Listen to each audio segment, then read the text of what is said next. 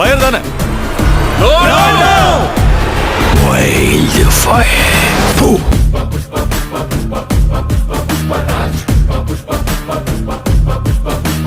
தாடி நீவும் அழக பார்க்க கூடி நிற்கும் ஊரு.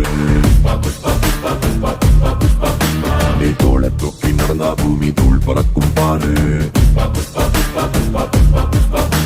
உயரம் சொல்ல ஆகாயத்தை மேல தள்ள வேணும். ஆழம் சொல்ல கடலை உள்ள தோண்டி செல்ல வேணும்.